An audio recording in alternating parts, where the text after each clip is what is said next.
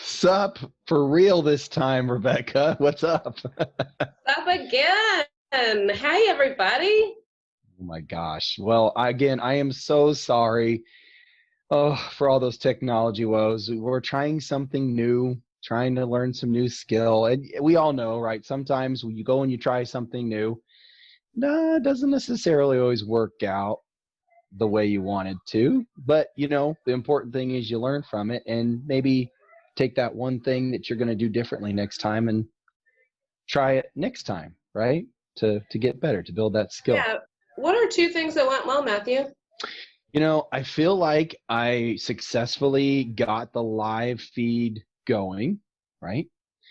That was the first thing. And the second thing is I didn't totally freeze up when I noticed that it was not the right site for it to go for everybody out there, and was able to go with it in the moment. And stay as sapphire as I could.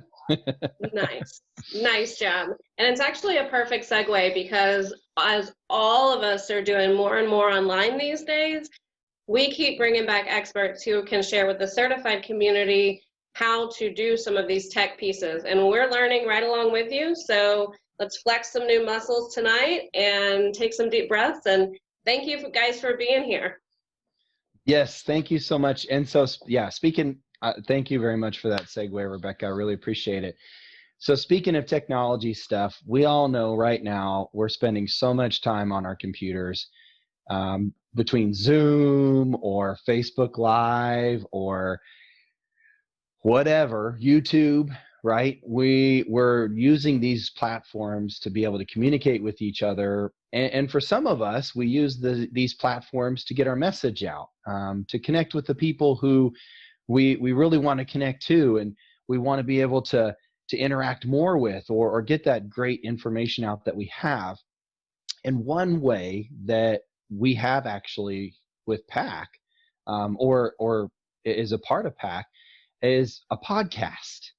And so today, joining us, I have Emilio and Greg. How you doing, guys? Sup? Hey, Matthew. Sup, Emilio? Sup, Greg? Hey, Rebekah. Good to see you guys. Thank you very much. For the record, I want you to know I'm not a hummingbird. You know what? But I mean, you're just as handsome as the hummingbird, Greg. Really, if you ask me, between the two. So I mean, that's a great choice of a profile picture there. So guys, tell us about this podcast thing that you guys do. How did it get going? How did this whole podcast thing get started? Well, I'm blaming Valerie. I was sort of introduced to her, and she said, "Hey, you used to work in the radio business." And I said, "Yeah." And so that was it. And you're doing the program from now on. Oh, by the way, meet Emilio. And so then Emilio came along. And if you think you're having trouble with technology, I really struggle with it. So Emilio comes along, and he watches as I press the record button, and sort of says, "Okay, you're on your own." And then he disappears for about an hour. And then at the end, he comes up and he goes like this, 2 thumbs up. And, I got the recording. And if I don't manage to erase it during post-production, then he's relatively happy.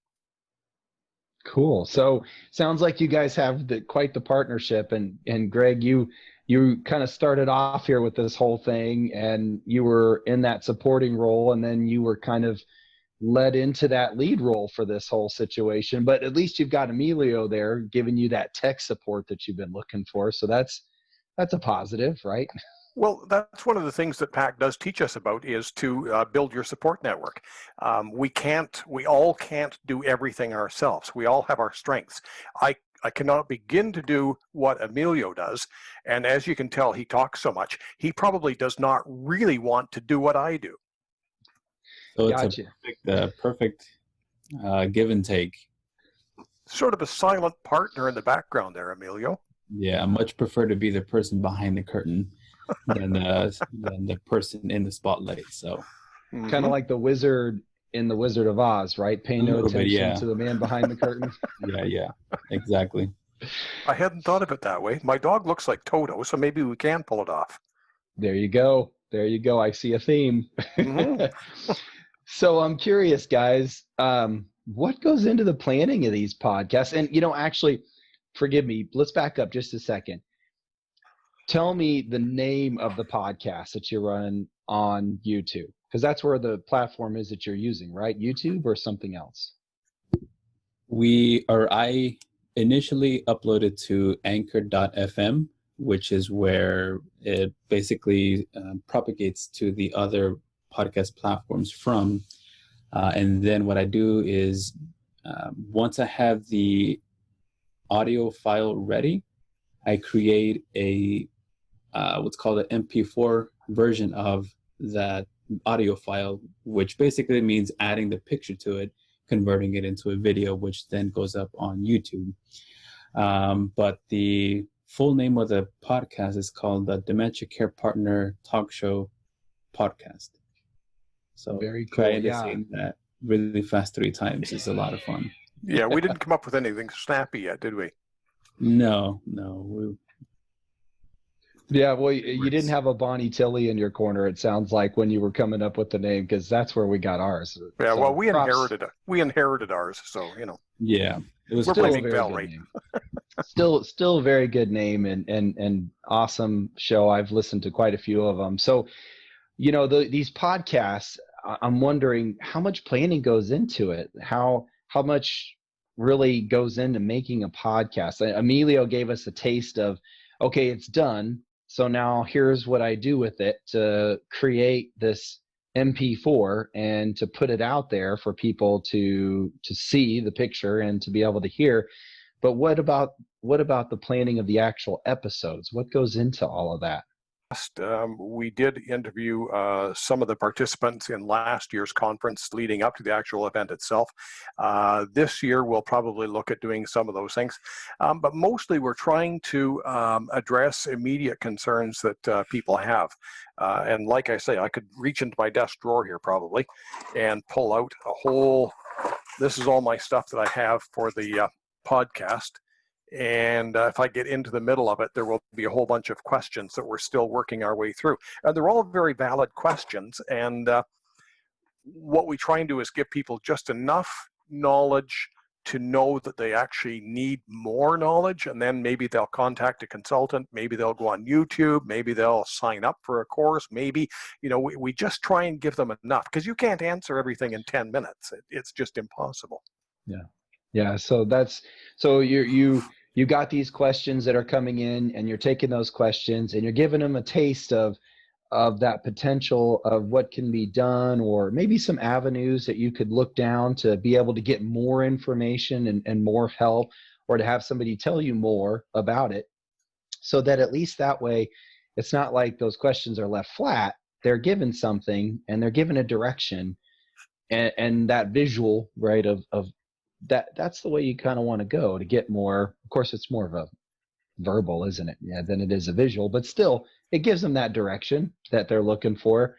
So that's awesome. I mean, because I know that you guys have had a lot of great questions on there, especially with trying to help those folks out there who are caring for loved ones living with dementia, who are needing that support and that help. So, well, how can the program not be a success when you've got me and my lovely perfect for radio face, Joanne Westbrook, who has all of the experience in the world, and then Teepa Snow. Basically, I just have to ask any sort of a question, toss it towards home plate, and she just hits it out of the park no matter where I pitch it.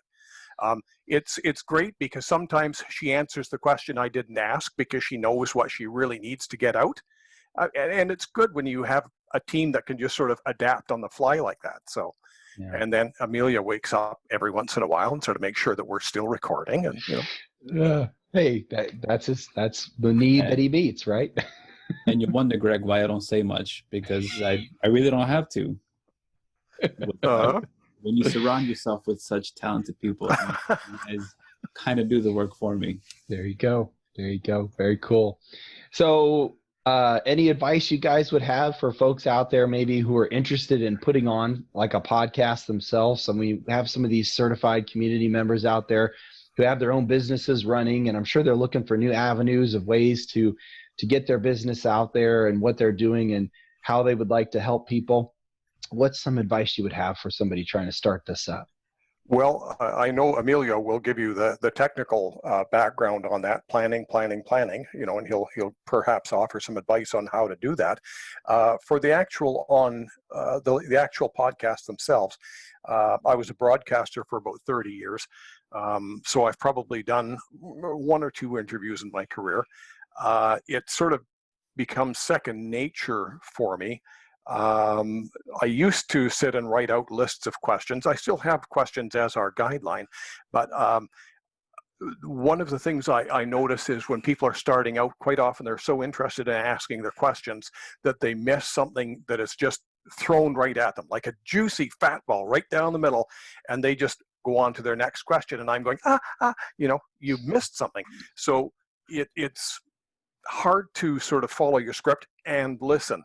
It's something that takes a while to do. And so that would be the single biggest thing that I would say to people is do your prep, but also listen for those moments where you can go, aha, those nice little, Teepa calls them aha moments, right? We get that little, all of a sudden everything just comes together. And I think Emilio has heard 1 or 2 on the program where we, do something and all of a sudden the magic happens. Yeah. Right. So that prep is so important. Sorry, Emilio, go ahead. Oh, no problem. Actually, I'm going to contradict Greg a little bit as far as the technical advice. Like we mentioned earlier, we inherited this podcast. So as far as all the initial setup, everything that has to do with Anchor and putting it up on YouTube, I didn't do because I didn't have to. Everything was already there. But what I will say regarding anything technical is, even if I was forced to start from scratch, my advice would be Google and YouTube would be the two resources that I would definitely check, because there's nothing that you can't do or learn by either Googling it or checking on YouTube. But one piece of advice that I actually gathered from Valerie in preparation for this little interview is, for somebody that's thinking of starting a podcast, is definitely think of who your audience is. The podcast is titled Dementia Care Partner Talk Show because all of the content is geared towards people that are care partners, whether it's in a professional setting or whether they're family caregivers or care partners. You want to make sure that you are targeting, or that you know who you're targeting, so that, like Greg said, the prep work that you do and all of the content that you create is geared specifically for them. And that's what keeps them coming back, because they know that whatever piece of content you put out is going to be relevant to them. It's going to benefit them, and they'll be able to get value from it. So definitely know who your audience is, in addition to all the prep work, if you're thinking of starting a podcast. Yeah, we pretty much stay in our lane, don't we, Emilio? I mean, we haven't talked about cake decorating or anything else like that. So Exactly. I mean, I love cake, but that's basically what it stays at. Yeah, that's where it ends. I love the cake, just the prep work. Yeah, someone else can do that part. Yeah. Very cool. So prep work. Definitely preparing for this. And like that old saying goes, between me and my brother Google, we know everything. So all you ever got to do is Google something, and you'll always figure out what it is in one way or another. The worst experience you can have, Matthew, is when you get a guest on, and it's not a problem with Tipa or Joanne or most of the others, but the absolute nightmare for somebody who's doing a live radio program or a podcast or anything else is when you ask them a question and they go, I'm nodding my head, in case people can't see that. I'm nodding my head. Or they give you a, yeah, no. Then you know it's going to be a long 10, 15, 20 minutes. Oh, man. Yikes. Those are sleepless nights. Yes. The dreaded dead air sometimes too, right? Uh-huh. Very cool. Well, thank you so much, guys. We really appreciate you joining us and talking a little bit about podcasts. For all those out there who are looking to potentially start something like this up and get it going so they could get that information out there. Thank you again so much. We really appreciate you guys. You do put this up in support. Thanks, guys. You for having us. Appreciate Thank you. ya. Cool. So we're going to go into our next segment here, guys. And I'm really excited to introduce this person. I got a chance to meet her a while back when I was going through apprentice days and go through that with her. And it's just been an amazing journey that we've had together when we went through the apprentice days, and then seeing her continue on Facebook and things like that. She's a native of Atlanta, so she's been there for a long time. She was an educator. She was the director of volunteers for a hospice company. She's the director of the memory care in a community right now, and she is building her company, The Graceful Journey, in Atlanta right now. Please welcome Staci Sokol. Welcome, Staci. Thank you, guys. I'm so glad to be here with you. It's going to be fun. Sup, Staci? Thanks for coming on this evening. So Sure. Tell us the $1 million question. How did you first learn about Teepa and positive approach to care?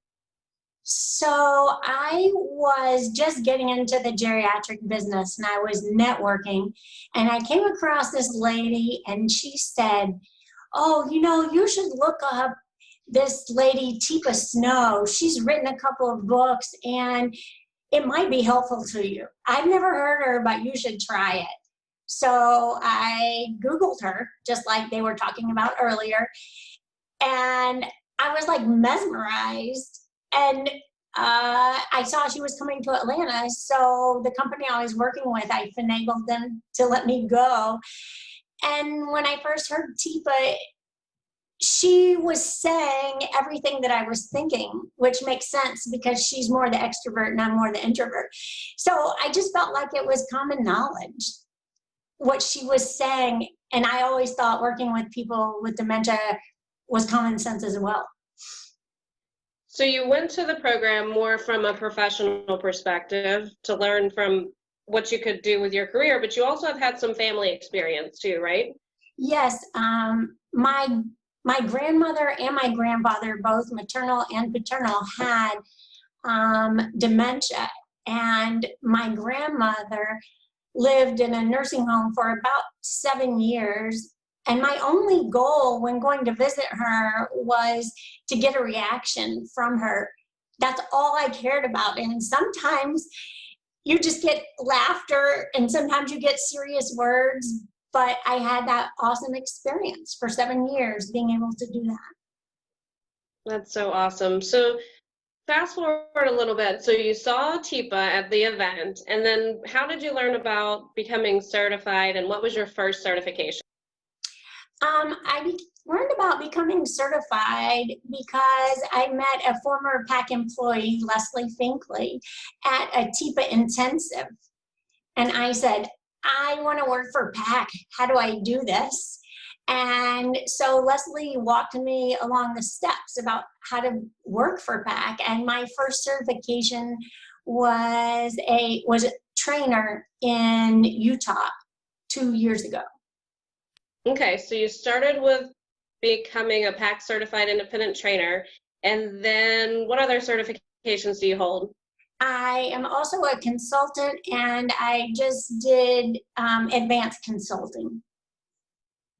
Wonderful. So thinking of one of the big things we like to talk about with SUP is the difference that your skill set, has it changed from becoming certified, the skills that you have now that you've been able to incorporate into your practice because of PAC?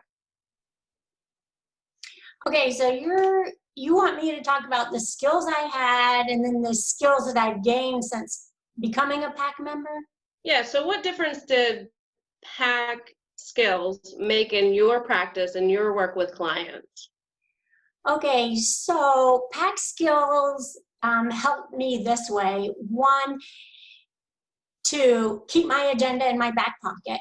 That's huge. That's a daily practice I do all the time. Making sure my client or whoever I'm about to see sees me before I approach them. Respecting their space, and also connecting with a person instead of just asking a question. Because depending on where you are in your dementia, how are you or what did you have for lunch just makes no sense. But if you say, oh, I love your blue shirt, then I'm already connecting with you. So big piece of that is making that connection. So that PPA, respecting that space, that PPC, making that connector, and then leading into that positive action starter to engage. So really just that fundamental ability to make a connection, it sounds like, has drastically changed because of these PAC skills. Definitely. And the way I listen to people, I did reflective listening before PAC, but I really pay attention to it and try and take it a step further now. And that's been helpful.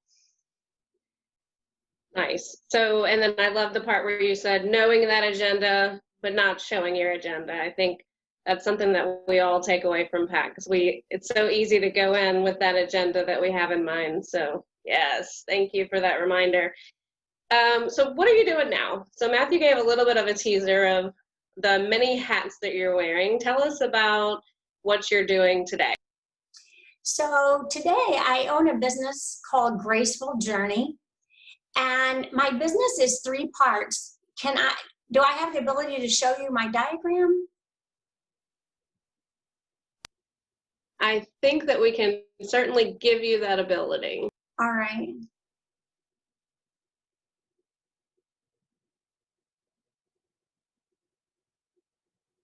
You want me to try it? Can you start talking? You want me to keep talking? Okay, so my business is 3 parts. The first part is care planning. When someone is diagnosed with a terminal illness, it does not mean they're going to die right away. And so I help people live a quality of life by saying, okay, you have this illness. What can you do? What are your limitations? What kind of support does your care partner need? And what kind of support do you need? I'm first and foremost concerned about my clients' safety, both physical and mental health. And I also walk that line of I'm concerned about the safety for the physical and mental health also of the care partner. So I walk that balance there, knowing my focus is the individual who has the terminal illness, but I have to have that care partner on board and feeling supported as well. So that's one part of my journey. Sometimes I just come in and I help them with a plan. The second part of my journey is I teach care partner education and training. So I take my PAC skills and I apply them across the board to families that are dealing with a terminal illness. Because just like you said, positive approach, positive connection makes sense even if you don't have a terminal illness. And so I teach families about those techniques. I teach families what Tipa taught me. There's 4 other ways to take a shower. Is that really the hill you want to die on? You know, all the time. So I teach them techniques for survival. Oh, did you see that? And then the third part of my business that I treasure greatly is an end-of-life coach. I treasure the part of where I get to be with Amber and Pearls at their most vulnerable time. Because I feel blessed that someone would allow me into their life at that very special time. And I got a certification as an end-of-life doula, which gave me the education I need to be able to have a holistic approach to educate and support the family, but also be the voice for the individual that is transitioning. And I always use the analogy, if the person that's transitioning wants beer or chocolate, have it. That's not what's going to kill you. And families get really stuck on that. I'm also a big advocate of no pain. I just make suggestions, but I'm also quick to jump in the bed and snuggle with someone that's transitioning too, to make them feel safe and loved and create that safety environment for them when they do decide to transition. Wow, so you are, I'm imagining, staying quite busy with those roles and really supporting not only the person with the terminal illness, but as you said, their family, and then and holding their hands through that transition is so vital and so needed. You know, families I see are really just struggling for support, and it sounds like you're really helping meet a need that's there. So, wow, very cool. So if people in the certified community or others who are viewing wanted to get in touch with you to learn more about what you're doing and share ideas, how would they get in touch with you? So email me at Staci, Staci, at gracefuljourneyatl.com. I also have a Facebook page, gracefuljourneyatl.com, and a website. You want to go ahead and say the website address? Oh, yes, sorry. So it's gracefuljourneyatl.com. I did that before, sorry. And my Facebook page is just Graceful Journey ATL. And I put up some funny or engaging videos on my Facebook page. I did one yesterday about parents and partners all have the same letters. Which one are you when it comes to caregiving? Nice. I love your creativity and your spunk. I like following what you're doing each day, Staci. So thank you for that. And we also like to highlight one of the many, many PAC tools that Teepa and the PAC team have given us to use in our practice. And when we were talking before this episode tonight, you mentioned a tool that you go to quite frequently. So I'm wondering if you can tell us more about that tool. So the tool that I use most often is 6 pieces of the puzzle. And I learned that in my first consulting course. And at first, when I was practicing with it, I was so overwhelmed. I was like, there's no way I can use this. I don't understand. But now I love it. I love to show families that, hey, these are the things that we can't change. So you need to let that go. But this is what you can enhance. This is what you can make better. And I tell you, the part when I go through using pieces of the puzzle and I talk about brain changes, and I'm like, this is what you can't change. It gives them really an aha moment. Oh, yeah, can't do that. So what can you do to make it better? So that's my tool of choice always. Yeah, so Matthew, if you can put that up on the screen, because what you're talking about, Staci, is the 6 pieces of the puzzle and those pieces that we can have an influence or an impact on, and those pieces that we can't really, that are fixed or yes. kind of they're brought to the table and we deal with them. So you can see that now on your screen. And so you mentioned some ahas with using this tool with yourself and with families. Can you tell us more about that? So the ahas come at the bottom half, the 3 pieces that cannot be changed: the brain changes, the person, and the health changes. We as care partners can't do anything about that. So if your care is really person-centered, you're going to acknowledge what you can't change and work on what you can, so that your environment is supportive, that it's friendly, forgiving, familiar, that you have support as a care partner, and that you're making time meaningful for yourself as well as the individual with the illness. Time is huge. How is that time productive for them and for you, but really making life meaningful? What does that mean? Does that mean making a grocery list? Does that mean clipping coupons? Does that mean matching socks, putting screws in a container? What is meaningful to your loved one? Period. And meaningful activities don't have to last a long time. It's just constantly engaging the brain. So those, not only that aha of those pieces that we can't change, but also the pieces that we can, and that empowerment of how can we make it use of time that fits with someone's lifelong preferences of time use? How can we make that environment, and you talked about the 4 F's, friendly, familiar, functional, and forgiving.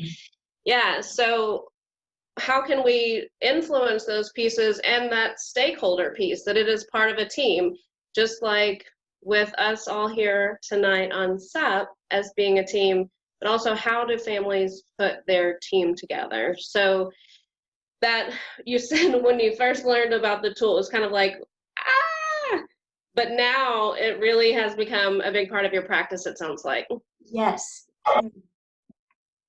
Very cool. And so I think that Carrie has given you an opportunity to share your screen if you want to show that diagram that you were talking about with your services. Can you see that? Can you all see that? Hold on. Yeah. All right, just a second. I'm still a novice.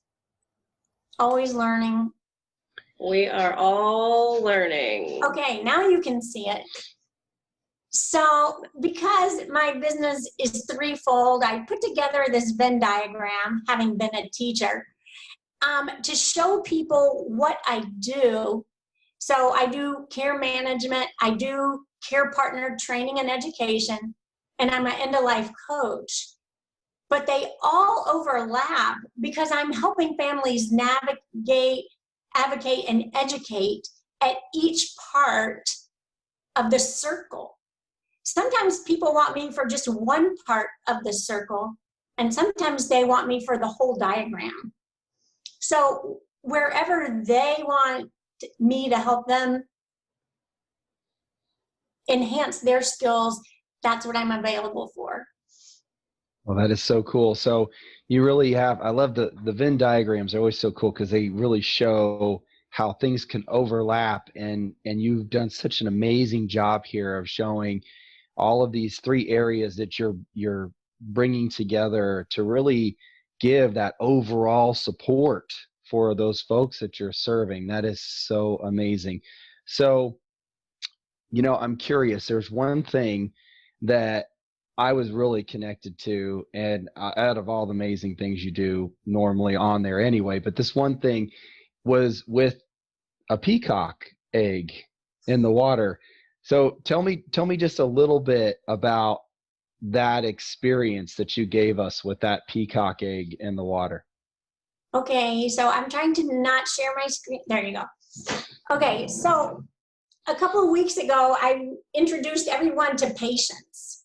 Okay, I had found patience at Target, and it said grow a peacock. And I thought that's perfect for PAC. So what I did probably about 2 weeks ago, I brought PAC to life. She hatched herself.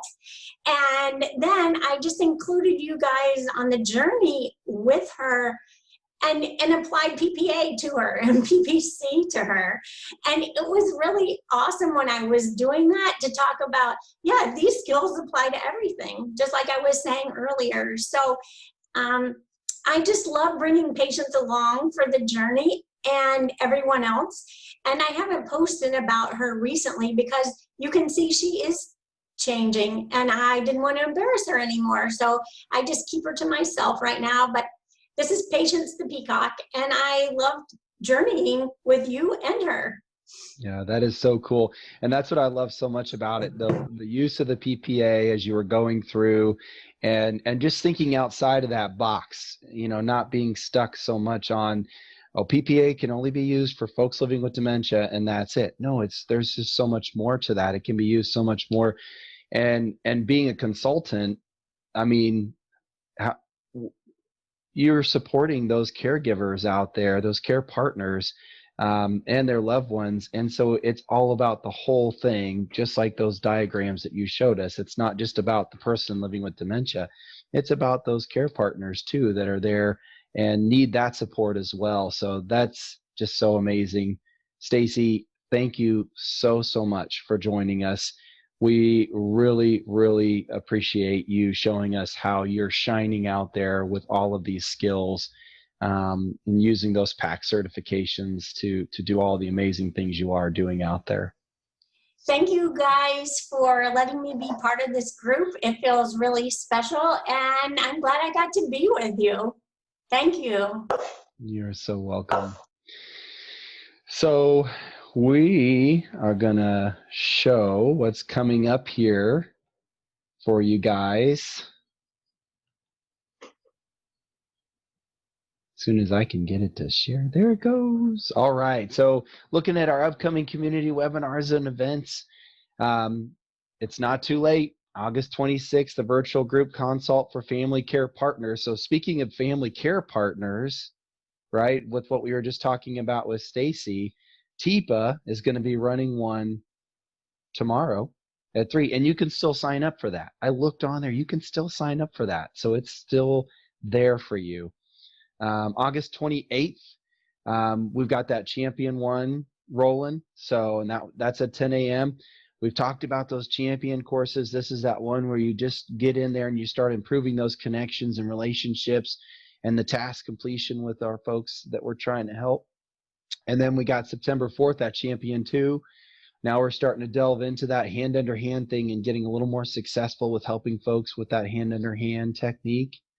September 7th, Brain Connection Cafe with Teepa. So this time Teepa is going to be running that. So you know that's definitely going to be one you want to catch. You want to jump on there. And that's at 3 p.m.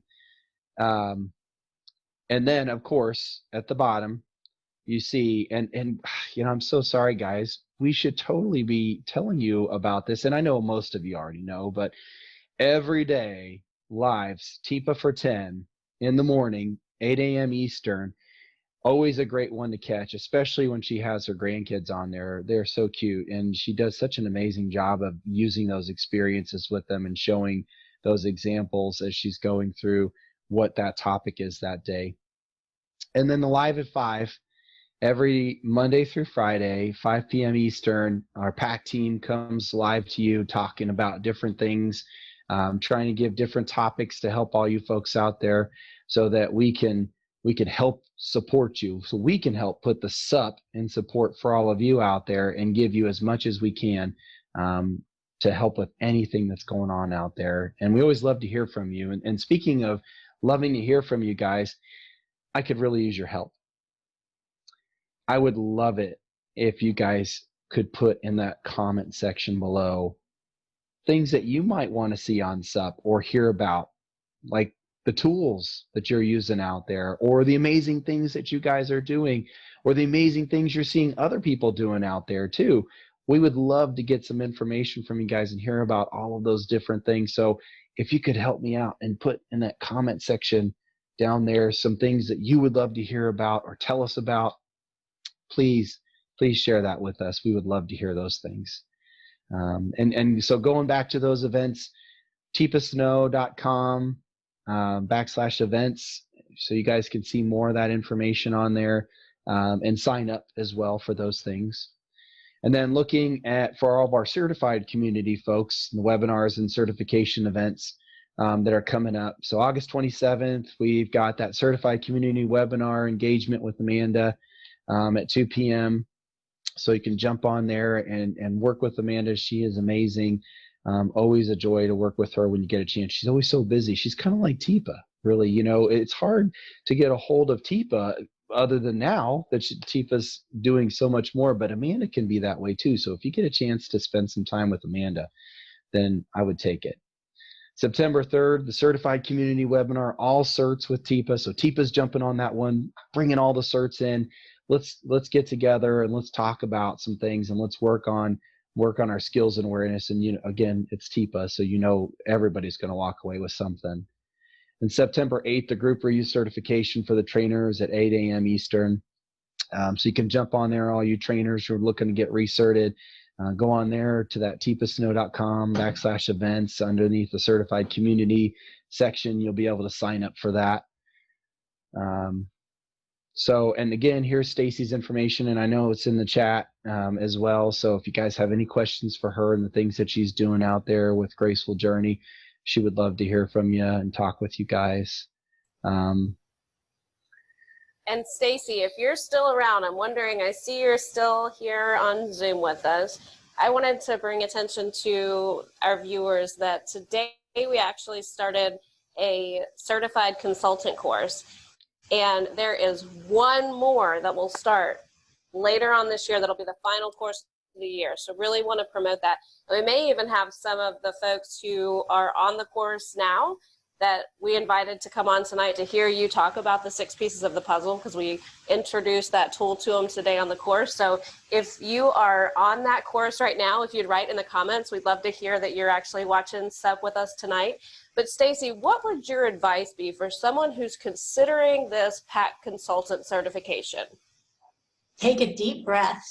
And everything you thought you knew, just leave it at the door, because it's really different and it can be mind-boggling and overwhelming. But after you leave the course and you sit back and go over the material, it is extremely helpful.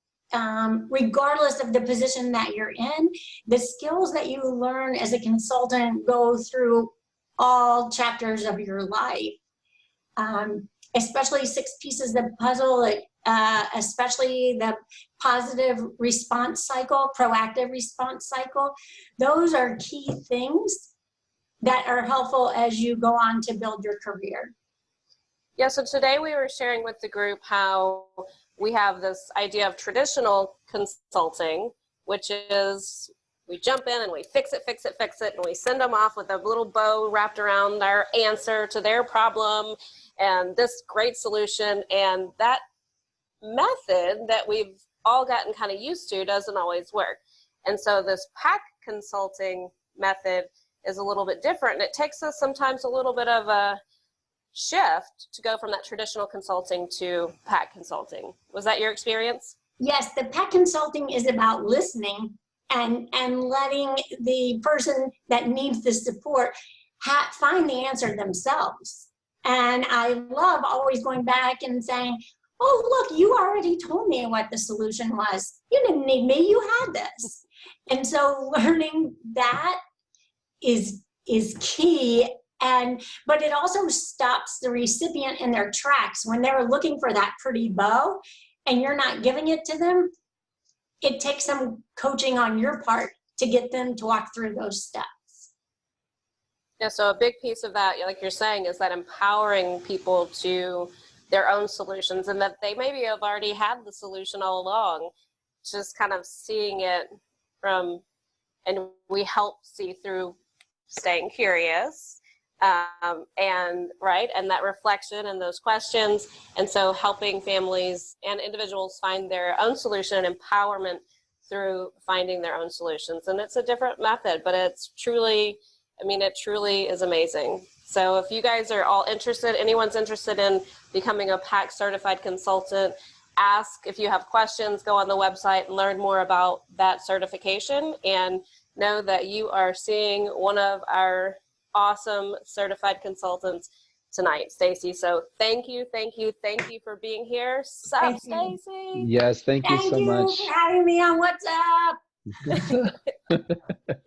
Thank you, guys. Oh, you guys, you're so welcome. Thank you. All right, well, you guys, it's been amazing. Thank you so much for your understanding and staying sapphire with us through the technology issues and my try at this whole technology thing. We really appreciate you hanging with us and giving us that flexibility so we could bring you tonight's episode. And I really appreciate all of you, and we look forward to seeing all of your shine in those comment sections below to tell us more about what's going on. So please help us out, share those things with us.